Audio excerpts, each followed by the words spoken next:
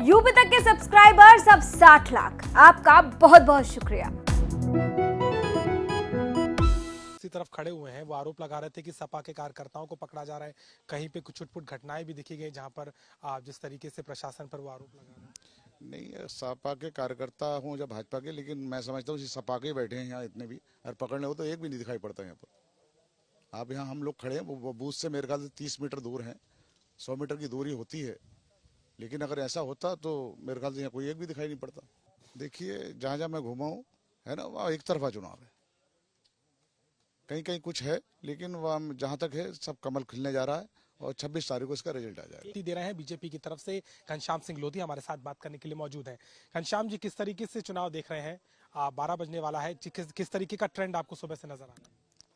देखिए, जहाँ जहाँ मैं घूमा हूँ है ना, वहाँ एक तरफा चुनाव है, कहीं कहीं कुछ है, लेकिन वह जहाँ तक है सब कमल खिलने जा रहा है और 26 तारीख को इसका रिजल्ट आ जाएगा। एक तरफा आपको क्यों लग रहा है? क्योंकि आजम खान तो इस बार प्रचार में भी रहे और 3 सीटें विधानसभा में उनके पास थी, पिछले बार 1 लाख से ज्यादा का मार्जिन था। एक तरफा क्यों नजर? देखिए, विधानसभा का चुनाव और लोकसभा के चुनाव में बहुत अंतर होता है।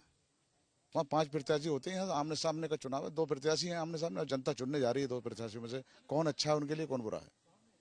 क्या दावे हैं आपके? आपको ऐसा नजर आया कि ठीक एक पक्ष है, किन किन चीजों, किन फैक्टर्स पे ये वोट पड़ रहा है? विकास मुद्दा, विकास, जो रामपुर का विकास है उसका मुद्दा होगा, क्योंकि जो बेरोजगारी है रामपुर की, तो मैं समझता हूँ काफी दिनों से और पिछड़ता ही चला जा रहा है रामपुर, आगे बढ़ने का कोई नहीं, ना नेता ने किसी ने प्रयास किया ना कुछ करा।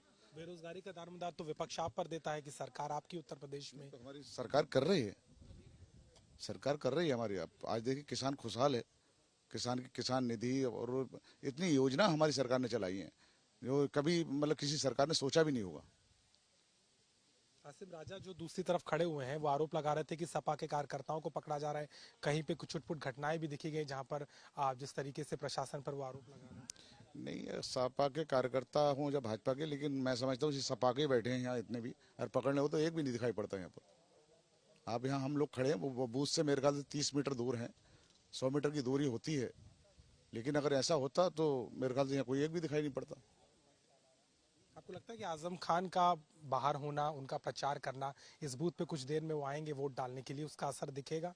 या आपके लिए, आपके हिसाब से क्या है? नहीं, कौन क्या कर रहा है हमें विपक्ष से कोई मतलब नहीं। हमारी पार्टी के कार्यकर्ता लगे हैं, तन मन धन से लगे हैं, और शाम तक 5 बजे तक जिस तक पोल चलेगा जब तक लगे रहेंगे वो।